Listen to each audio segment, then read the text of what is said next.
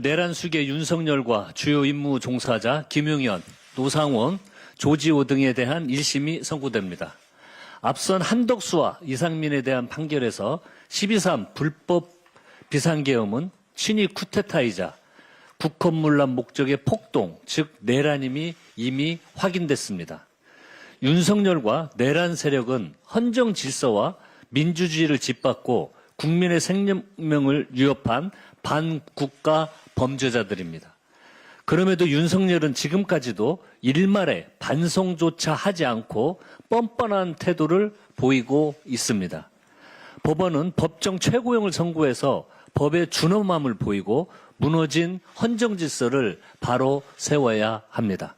민주당은 내란의 완전한 종식을 위해 끝까지 노력하겠습니다.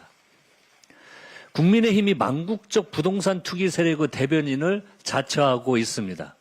설날을 맞아 국민 여러분께 희망의 말씀을 드리지는 못할 망정 허위사실과 비합리적인 주장으로 이재명 대통령의 부동산 시장 정상화 노력을 발목 잡고 나섰습니다.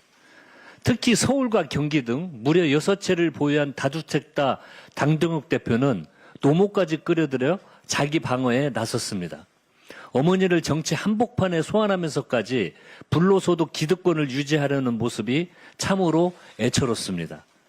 본인이 소유한 부동산을 처분할 것인지에 대해서는 이런 방구의 언급도 없이 이재명 대통령의 1주택을 두고는 50억 시세 차익이니 재건축 로또니 하는 거짓 선동으로 시비를 걸고 나섰습니다.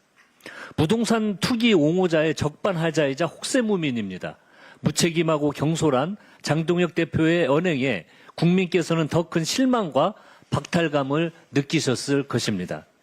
공당의 대표가 가짜뉴스 진원지로 전략한 작금의 사태에 깊은 유감을 표하고 민심에 준엄한 심판이 뒤따를 것임을 경고합니다. 민주당도 왜곡, 조작 정보에 기반한 무차별적인 정치 공세에는 당 차원에서 단호하게 대응하겠습니다.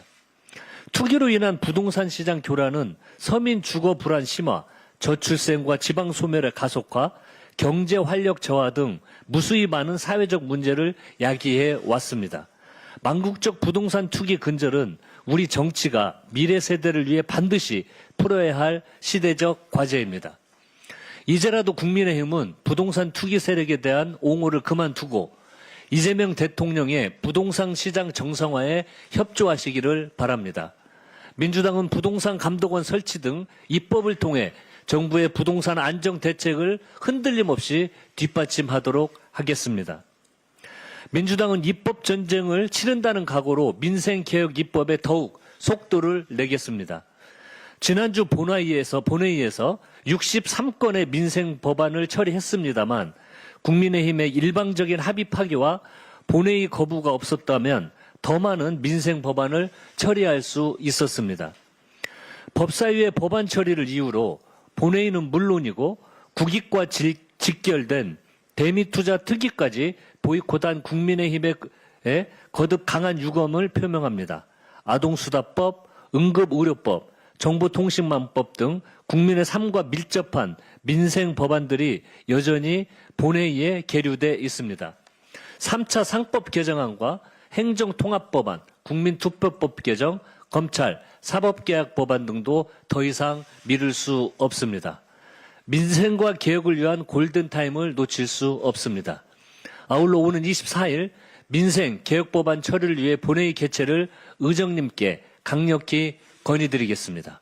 국민의힘이 또다시 엉터리 필리버스터로 밥목을 잡는다면 민주당은 민생개혁법안 처리를 위해 가용가등한 모든 수단을 함께 동원하겠습니다.